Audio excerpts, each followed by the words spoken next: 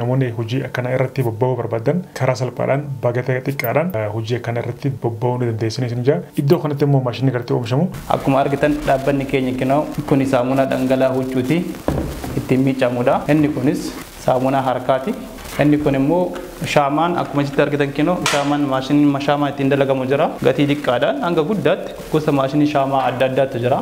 Kanumarraa kaane kinoo shaamaan gizee oomishnu akkanatti leenjii ni kenna. Asirraa kaasnee immoo kun oggii gabaadhaaf dhiyeessinu bifa kanaan paak goonee gara kastamarii keenyatti geessuu ni dandeenya jechuudha. Isatti aansuudhaan immoo kuni Ajaxidha. Kinoo baay'ee bareeda. Maashinii Ajax oomishus qabna. Waa'ee maarkeetii kilillee wal ilaallatee waliin dubbachuu dandeenya jechuudha.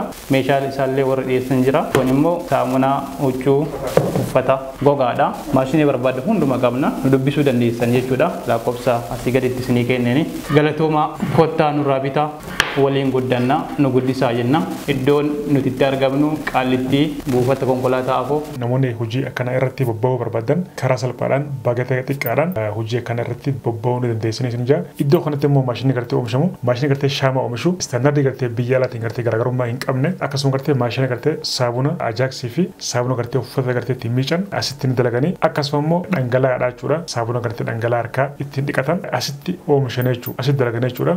Namoonni gartee hojii akkana irratti bobba'uu barbaadan namoonni gartee maashina kana gartee bittanii gama hojiitti galuu barbaadan lakkoofsa bilbilaa kanaan isaan qunnamtanii waan jiru hundaa'u isaanirraa barachuu ni dandeessanii isin jechuudha. Galatooma ulfaadha.